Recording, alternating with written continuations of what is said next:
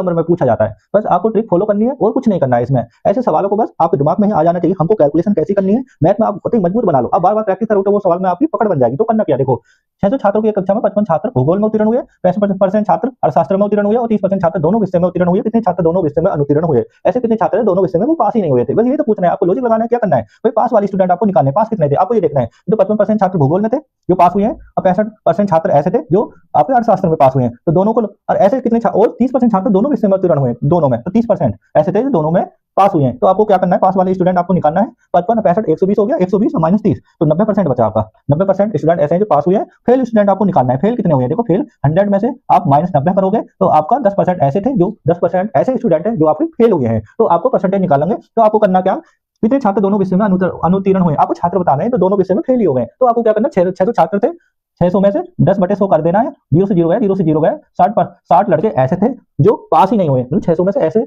लड़के थे जो 60 स्टूडेंट पास ही नहीं हुए हैं दोनों विषयों में। तो आपका ऑप्शन ए हो जाएगा। तो आपको ऐसे ही करना है एग्जाम में। तो आपको मैं ऐसे भी करा देता, मैं आपको ये लिखने की भी जरूरत नहीं थी ये सारा कुछ। तो आपको क्या करना था, बस आपको सवाल में क्या करना था, 55 आपको 55 हो गया, 55 65 120 हो गया, 120 में से माइनस 30 गए तो 90% बचा। 90% आपके स्टूडेंट पास हो गए। तो आपको क्या करना था, 90% स्टूडेंट पास हो गए और 100 में से आपको माइनस 90% करते तो आपका ये बच जाता, कितना हो जाता, 10% फेल हो गए आपके। तो 600 में से आपके 10% हो जाते तो आपको 0 से 0 गए, 0 से गया 60 आपका ऑप्शन हो जाता। तो ऐसा करोगे तो आपको 10 से 15 सेकंड मुश्किल से लगेंगे। तो मैं आपको सोल्यूशन समझा रहा हूँ और आपको ऐसे ही करना है, बस आपको काट डालना है। भाई क्वेश्चन को देखते नहीं, आपको लिखना नहीं है, बस लिखना नहीं आना चाहिए, आपको बस करना आना चाहिए और वही सवाल हो जाना चाहिए। ये लिखने की जरूरत नहीं है इतना सारा। तो आपको ऐसे ही सवाल करना है।